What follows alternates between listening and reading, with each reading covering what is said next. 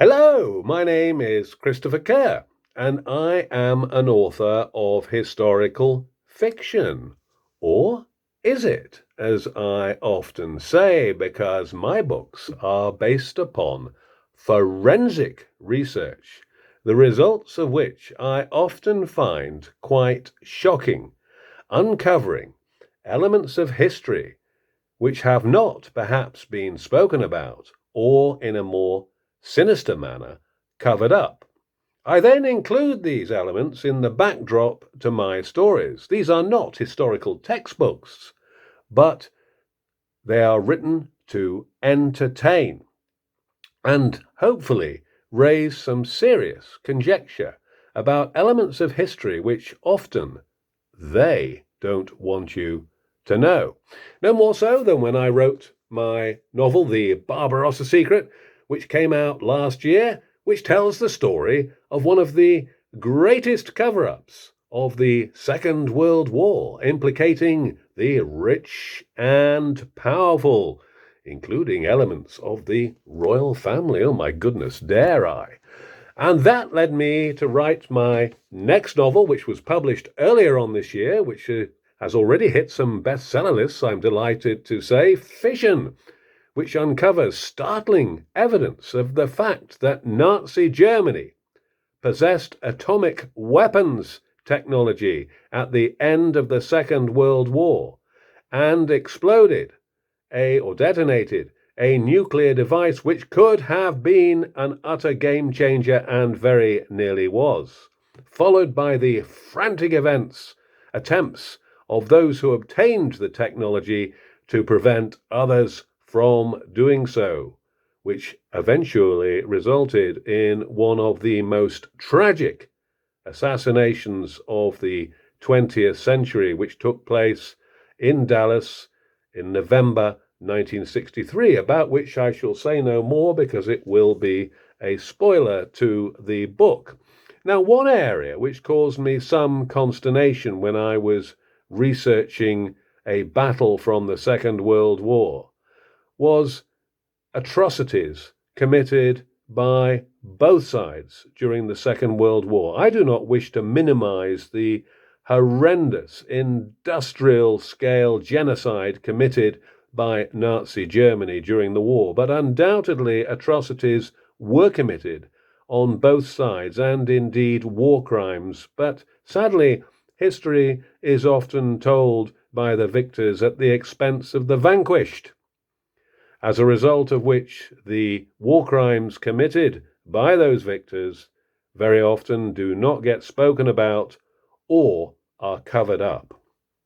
Now, I looked at the Battle of Stalingrad, which was without doubt one of the most bloody battles of the Second World War, which ended up in close combat between soldiers of the Red Army and those of the German Army, and the slaughter on an unimaginable scale of those who participated. It was without doubt the bloodiest battle of the Second World War, fought between the two sides from the 23rd of August 1942 to the 2nd of February 1943. The commander of the German forces had in fact been captured on the morning of the 31st of January 1943. This was not a surrender, as is often claimed, but the German commander, General Feldmarschall Friedrich Paulus, was overrun in a surprise attack on his headquarters in the early hours of the 31st of January. The Red Army broke into his headquarters, and in fact, General Feldmarschall Paulus was still in bed at the time he was disturbed by his commander there, telling him that Red Army officers were at the door. Paulus had been newly appointed to the rank of Feldmarschall by Hitler in the early hours of that morning. Hitler had sent the message with his promotion.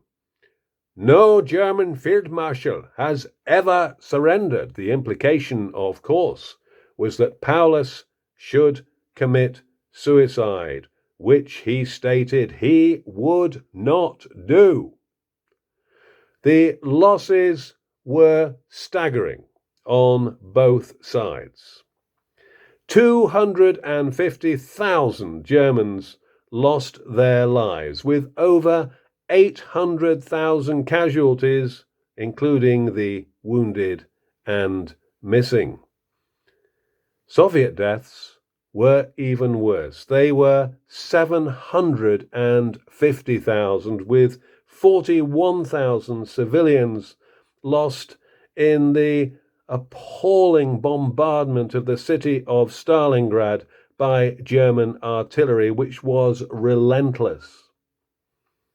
The overall casualties of the Soviet side were a staggering 1.5 million.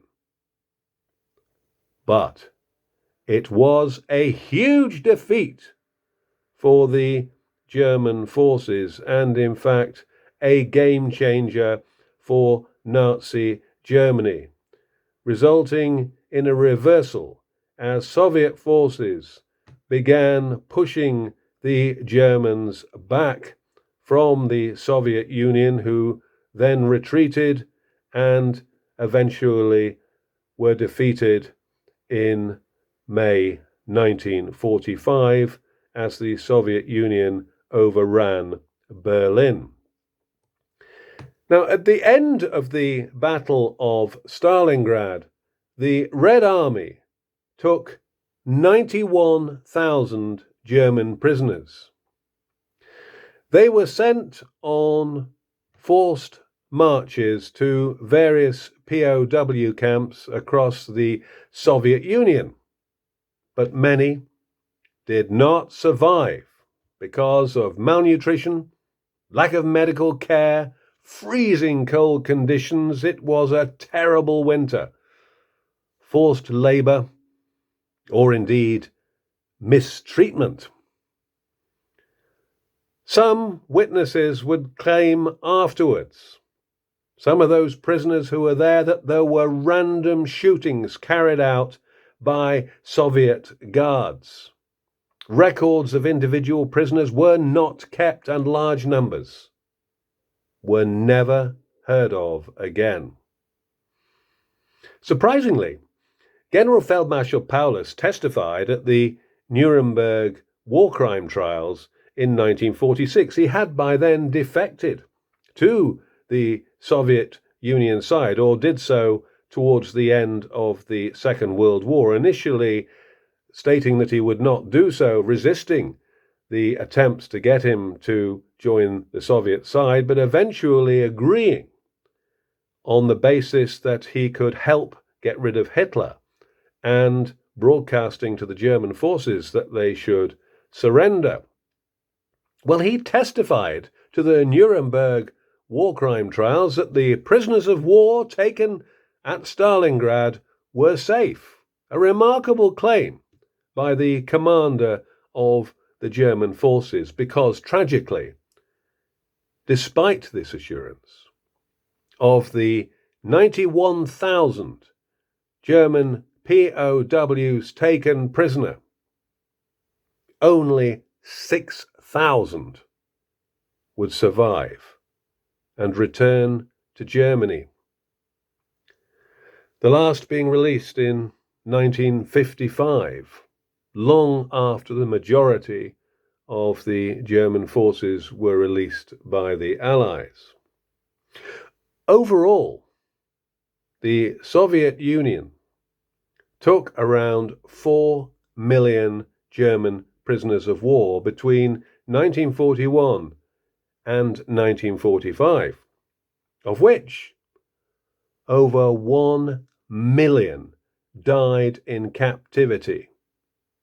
This is a horrifying statistic, and indeed a war crime, which has never been properly investigated. You know, war breeds staggering barbarity, exposing the true depravity to which the human race can sink. Each life is one precious individual. Now, I intend to contribute more articles like this to my YouTube channel in coming months, in the hope that I can grow interest in areas of history which have never been properly answered or explained. If you want to know a little bit more about me and my work, my novels, do get yourselves a copy of Fission or The Barbarossa Secret. Both books are available now on Amazon, on Audible, on most leading bookstores online, in Kindle format, and The Barbarossa Secret is available on Audible now. Fission will be shortly, hopefully in the next week or so. I do hope you enjoy the very real conjecture which my work raises. And I hope that also that you ask yourselves the question, having read my work, which areas are fact and which are fiction? In that conjecture, perhaps lie some truths which they don't want you to know. Thank you so much for watching, as always.